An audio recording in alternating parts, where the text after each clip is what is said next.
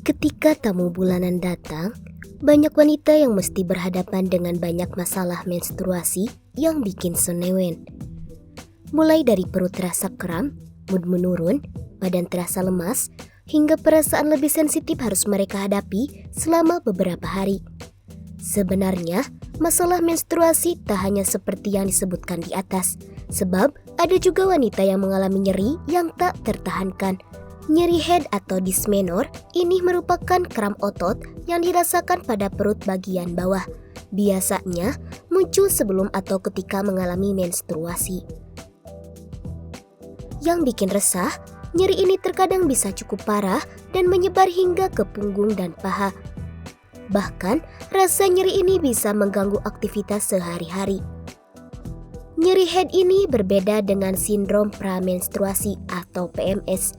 Akan tetapi, gejala dari keduanya bisa dianggap sebagai proses yang berkaitan.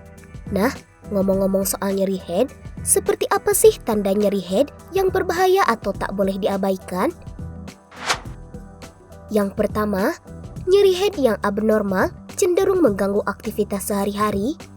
Yang kedua, nyeri head tidak membaik dengan penggunaan obat anti nyeri.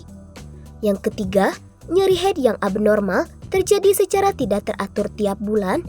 Yang keempat, mual dan kadang-kadang muntah.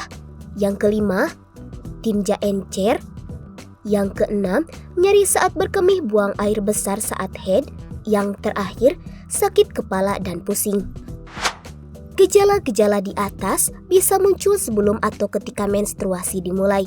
Kondisi di atas bisa bertahan 2 hingga 4 hari. Namun, untuk kasus yang parah bisa bertahan lebih lama. Yang perlu digarisbawahi, bila perdarahan yang terjadi cukup banyak, maka rasa sakit juga akan makin bertambah. Selain itu, kemungkinan ada tanda-tanda dan gejala nyeri head yang berbahaya yang tidak disebutkan di atas.